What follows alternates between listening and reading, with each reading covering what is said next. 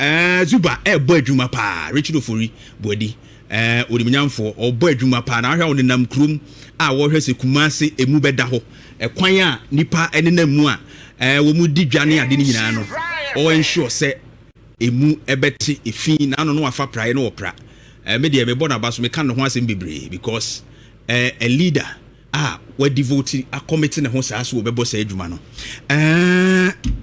honorable good morning. Good morning. Bibia wo ko de adomo me ho ye na wo so e. Yes, adomo ye pa. Ye da okropon ase pa. Ni edikan mame emo wabaso na me ma mo ni adwuma. Me da ase. Right. Ena no mete se e ka ketua bi na mai kire se wo mo beto kura hye wo ne o mrantie so. Se bo pese mo maintain law and order na Kumasi emuti. Anamo a wutu no, how difficult is it? Yo, me da ase na me share with you. Nhyira. Baby obi etia oton ade na onya kaka ene ko hwefi e ba na didi no se ko ba se ukoyi na afi wa enafo even the taking along it's not easy and you know so you are oton ade o de ko fi Nhyira decision to enye easy but leadership is about taking difficult decisions boa the party don and the democratic governance ne women and the boa the party don minority interest but also remand the party don interest for the name see I don't know why na utie emani bia allegations ya wo mo de bo KMA ene I mean adwumafo a wo ho se ebinim wo mo so wo atwie sika na wo manya ba bia wo mo tie no enim se mo refute allegations no could it be a possible occurrence no ma bi sa akoso pen ana but sir obi adi sika set na ka akwa o mo kire sa ene se wa wo tie ka so bi kaka ho ana uche sika mo bi se ekwan a o se ka afem o kwa kwatena ka akwa as a way they are doing it. Wow. Ka kwan wo akotua sika se e ma won tena ka afem mo to ade we dey want dance e be dey no then on kia the business operating permit and income tax. Right.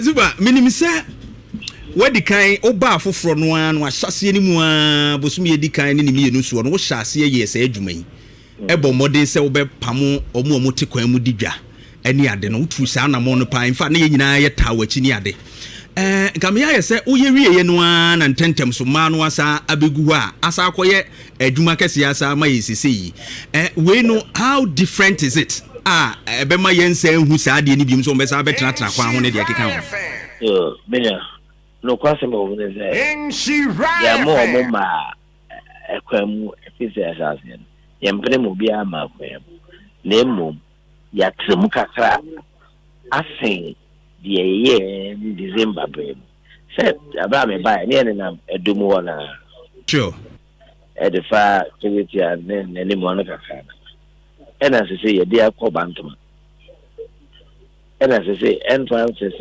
eko KJT and also your account. In the AS scope no and a year wide. Next week, you call Alaba Quacoy engagement. Right. I am almost so emre near the hospital about account. When we succeed in one area, they are expanded coupon cap. And I intensified in December because as managers of the projection said thousand na Kumasi there be a you busumi bunya busumi there cars around about 3,000 there be a if the nipa be baba beto to ade e dey akọ wo outdoors it is a ye kwan na cars be pass e bi meka ho dia na cars na e be fa sa kwan no so adọso abro the kwan be to me afa dia any natural congestion basic Right. It who be here say you be independent be official. Near the level of congestion. Yeah, I'm sitting Okay. Yenim se KJT phase 2. Won nsɛm no gusu kro from the so egusu before then answer maybe a question when kro from the no akosi say from the enemy or procurement stage and everywhere now yeah register my contract is not much I say yeah I do not do it. Oh okay It's a government project you know I start with documentation sure and as you say you know already a big quarter bill a day more muya one hair bill a big cost for us in one day. We are the no money now. One satisfied need. There's a who would actually There be accountability bar and year raising them. Oh, okay. In the some holders and aqua. The in Catasemino, I had a day. Segan and Catasem the day near our shortcut. And I was and take the advantage of the country and Kekona. Ebin so say say no near mu ye mu amunwie market ni nyina na adwadifo no so ase ba ebin so a wo mu anyinya kakra wo muti mu pia wo mu afiri ho no ase abadaye enimu na mu wo ba bia mu de wo mu ko we no yi ano se me sa question mpacho omo wo mansone me galam say na yesi na embos into omo say so ya pe be amamako enti we mu no munya ba bia anko me bisa omo ye galam say no ya pe be amamako mo me ndi kan pe be mo ansa na ya ba be yo mo so ana so mo say Ghana for won obi ya de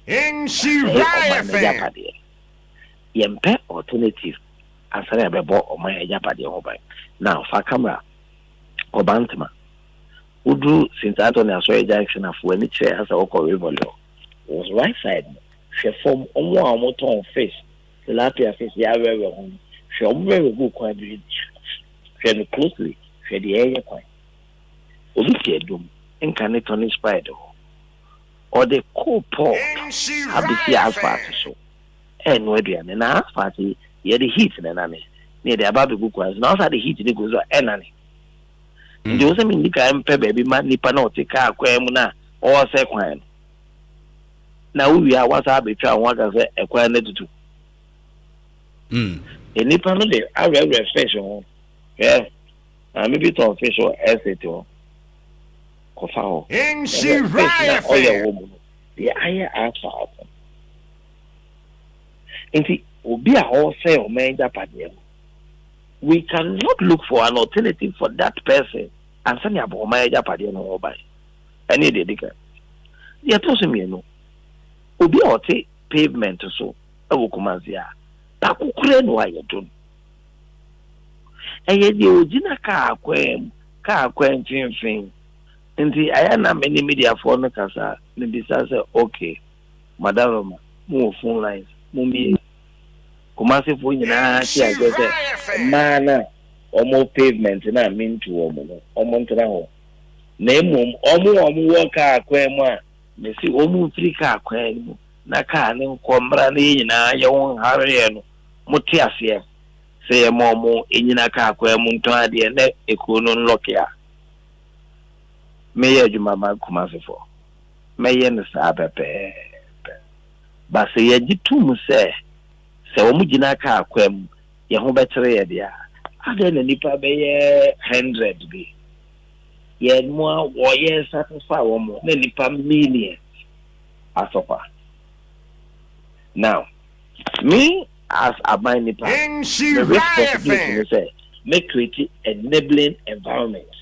Some of businesses the only way you bet me to unemployment when private sector businesses thrive now omunya profit and they are able to retain profit now almost expand there then they will employ along the channel Okay. As we speak. Say, Kono yet locked. Na, ubi intimi medum metoadia. Fair doom store war. Fair income tax or mutia edemaba. Fair business operating permits. Omodema KMA. Any kind of number. It's your mobile. What they will do is that ombete workforce so. In the Nkwaya be Lucia Juma. Now, Obiti Kejetia. Otonade Okejetia. Wakoji shops. Me may be announcement. Ewo Kejetia. What they make a premium betria. Obiti ka 25,000. May renaje. Sani pana. KMA the business operating permit of 300. Sani pana. GRA4 kwaji tax one. Sani pana. Oyusukania any fund pay. Bosumi bia otua liable 200 cities. Na nipa krona ade na oto shop na otua zaka we. Obi ababet na ekwan mu na ye fa so akọ store. Oton the same thing. Ontua to ya mabubu nyina bi. Timi sa nipa na memene sa nipa. One ebo Ghana kan ko na nimpunto. Right. Odimanyam for Richard Ofori Ajimai Buedi. You better say no person waje brani atwetwe nkomo. Right, Nhyira 104.5 we Kumasi Krupono Mayor any twetwe nkomo the decongestion exercise ya koso no the market women na bi ani abrepa no amanchemu no so far ho enkomodie no nanim say OSP